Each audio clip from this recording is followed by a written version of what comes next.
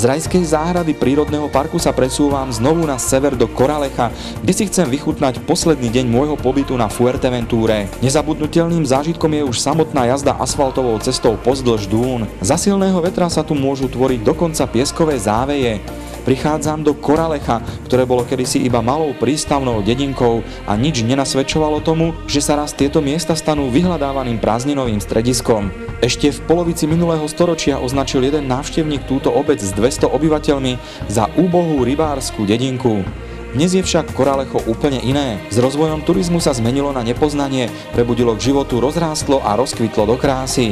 Dnes patrí k najživším strediskám ostrova, kde pulzuje život nielen cez deň, ale hlavne večer. Pre ideálne veterné podmienky je toto stredisko rajom pre vyznávačov vodných športov.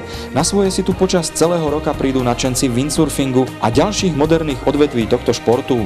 Surfing je vedúcim športovým odvetvím na ostrove, každoročne sa tu konajú aj vrcholové športové podujatia.